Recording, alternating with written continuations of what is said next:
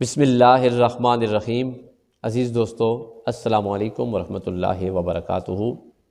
آج اللہ تعالیٰ کی بارگاہ میں خاص دعا ہے کہ اگر ہمیں کسی نے کسی بھی طرح دکھ دیا ہے، تکلیف دی ہے،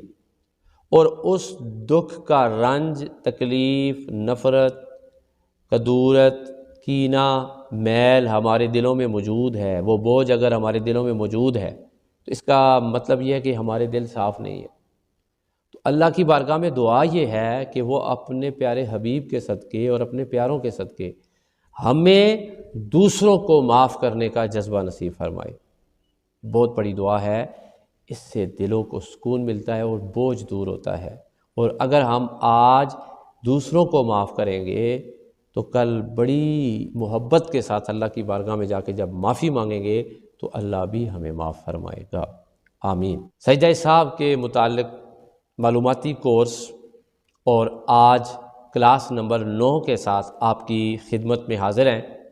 اللہ تعالیٰ کی بارگاہ میں دعا ہے کہ وہ ہمیں علم کی ان راہوں پر استقامت اور اخلاص عطا فرمائے، آمین۔ میرے پیارے دوستو، آج کا جو مسئلہ ہے وہ یہ ہے کہ فرض میں تاخیر ہو جائے تو سجدہ صاحب سے نماز درست ہو جاتی ہے۔ اس سے پہلے 8 کلاسز گزری ہیں، اور آپ اگر مخلص ہیں اور سنجیدہ ہیں، یوٹیوب کے چینل میں اس ویڈیو کی ڈسکرپشن میں سابقہ تمام کلاسز کے لنکس موجود ہیں، آپ وہاں پہ کلک کر کے کلاسیں لے سکتے ہیں۔ اگر آپ کے ذہن میں کوئی سوال ہو تو سوال بھی کر سکتے ہیں، لیکن اگر آپ کو بات سمجھ آ جائے تو پھر اللہ کی بارگاہ میں شکر ادا کریں کہ یا اللہ، اس 14ویں صدی میں بھی تو ہمیں دین کے لیے، دین سیکھنے کے لیے وقت نکالنے کی توفیق عطا فرما رہا ہے اور ہمیں سمجھ عطا فرما رہا ہے۔ آئیے اپنے مسئلے کی طرف بڑھتے ہیں۔ اچھا، قانون یہ ہے کہ نماز کے اندر جتنے بھی فرائض پائے جا رہے ہیں، ان فرائض میں سے کسی ایک فرض میں تاخیر ہو جائے تو سجدہ صاحب سے نماز درست ہو جاتی ہے۔ تو یاد رکھیں، جو قاعدہ اخیرہ ہے، کسی بھی نماز کا قاعدہ اخیرہ، چاہے وہ 2 رکعت،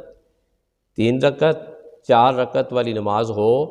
چاہے وہ سنت ہو، نوافل ہو، وہ واجبات ہوں، وہ فرائض ہوں، وہ نماز تراویح ہو، کوئی بھی نماز ہو، کسی بھی نماز کی آخری رکعت میں،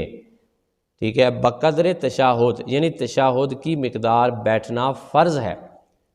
اور اگر اس فرض میں تاخیر ہو جائے تو سجدہ صاحب سے ہی نماز درست ہوگی۔ آج اس کی جو مثال پڑھ رہے ہیں وہ یہ ہے کہ ایک بندہ نماز پڑھ رہا تھا، مثال کے طور پہ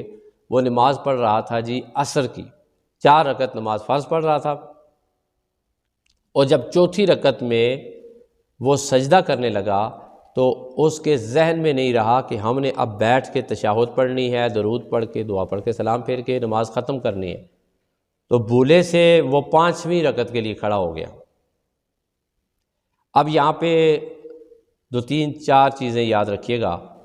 یا تو اسے کھڑے ہوتے ہوتے یاد آ گیا، یا اسے کھڑے ہو کر یاد آ گیا، یا اسے فاتحہ شریف میں یاد آ گیا، یا اسے سورت ملاتے ہوئے یاد آیا، یا اسے رکوع میں یاد آیا، یا اسے سجدہ کرنے سے پہلے یاد آیا کہ میں نے تو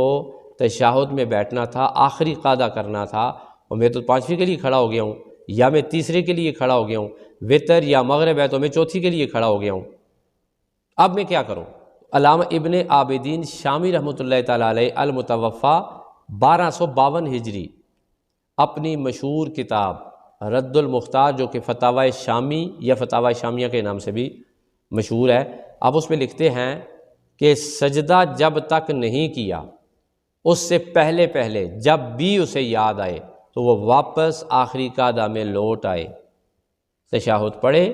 سجدہ صاحب کرے، اور پھر دوبارہ تشہد پڑھے، درود پڑھے،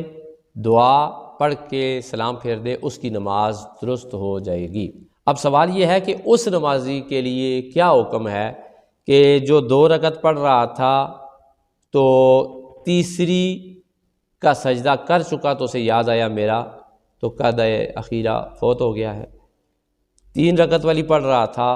تو 4تھی رکعت میں یاد آیا، 4 رکعت والی پڑھ رہا تھا تو 5ویں رکعت کے سجدے میں یاد آیا کہ میں تو آخری قعدہ میں بیٹھنا ہی بھول گیا، سجدہ وہ کر رہا ہے، سجدے میں جا چکا ہے، تو اب وہ کیا کرے گا؟ علامہ ابن عابدین شامی فرماتے ہیں کہ اب وہ نماز کو دوبارہ لوٹائے گا، ٹھیک ہے، نماز دوبارہ پڑھے گا، اس لیے کہ جو ہی اس نے 5ویں رکعت کا سجدہ کیا ہے تو جو اسے مہلت ملی تھی واپس لوٹنے کی، جو تاخیر تھی، فرائض میں سے کسی فرض میں تاخیر کی لمٹ تھی، وہ لمٹ ختم ہو گئی ہے، اب وہ کیا کرے گا؟ دوبارہ نماز پڑھے گا۔ امید ہے کہ آج بھی آپ کی معلومات میں اضافہ ہوا ہوگا اور آپ محسوس کر رہے ہوں گے کہ آپ کی نماز دن بدن بہتر ہو رہی ہے اور نماز کے متعلق آپ کی معلومات میں بڑا زبردست اضافہ ہو رہا ہے۔